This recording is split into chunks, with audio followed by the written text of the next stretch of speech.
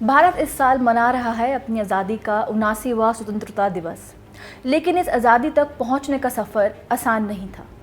8 अगस्त 1942 बॉम्बे का दिन।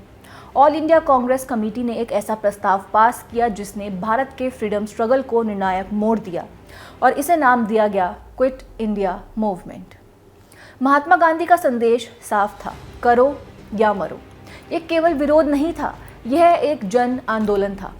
छात्रों ने कक्षाएं छोड़ी, मजदूर फैक्ट्री से बाहर आए, आम नागरिकों ने ब्रिटिश आदेशों को मानने से इनकार कर दिया।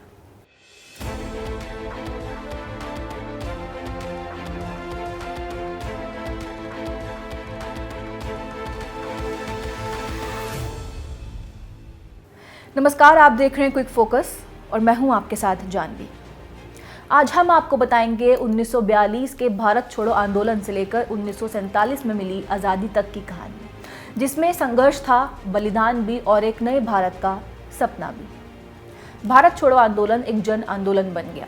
छात्र कक्षाओं से निकल आए, मजदूरों ने फैक्ट्रियों का काम छोड़ा और आम नागरिकों ने हर मोर्चे पर ब्रिटिश हुकूमत को चुनौती दी।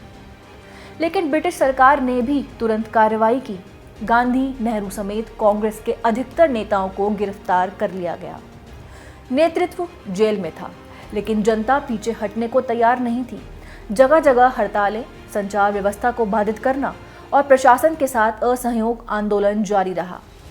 ब्रिटिश दमन कठोर था, हजारों लोग जेल में डाले गए, सैकड़ों की जान गई।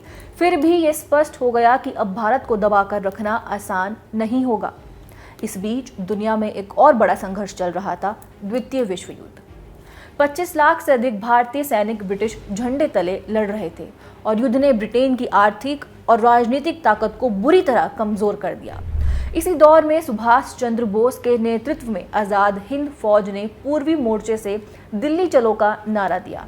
हालांकि सैन्य रूप से ये प्रयास सफल नहीं हुआ, लेकिन इसने लोगों के मन में आज़ादी का उत्साह और बढ़ा दिया। 1945 तक ब्रिटेन थक चुका था। देश के भीतर और बाहर से भारत को स्वतंत्र करने का दबाव बढ़ने लगा। लंदन में लेबर पार्टी की सरकार आई, जो भारतीय आकांक्षाओं के प्रति अधिक सहानुभूतिपूर्ण थी। इसके बाद शुरू हुई स्वतंत्रता की दिशा में गंभीर वार्ताएं।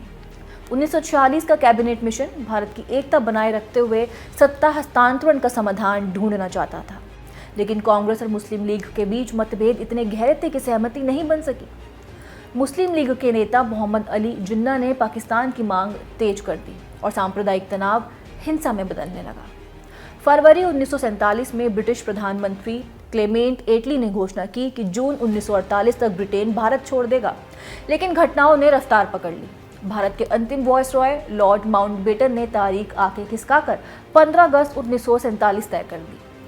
माउंटबेटन प्लान में भारत और पाकिस्तान दो अलग अलग देशों के रूप में स्वतंत्रता देने का प्रावधान था। आज़ादी के साथ साथ विभाजन की पीड़ा भी आई। हिंसा में हजारों लोग मारे गए और लाखों को अपना घर छोड़ना पड़ा। और फिर आया वो ऐतिहासिक पल, 15 अगस्त 1947 की मध्य रात्रि। पंडित जवाहरलाल नेहरू ने अपने मशहूर ट्रिस्ट विद डेस्टिनी भाषण के साथ भारत की स्वतंत्रता की घोषणा की।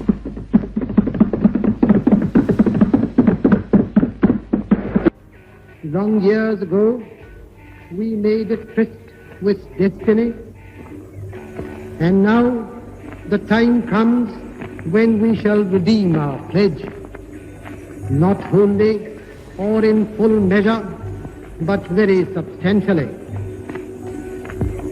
At the stroke of the midnight hour, when the world sleeps, India will awake to life and freedom.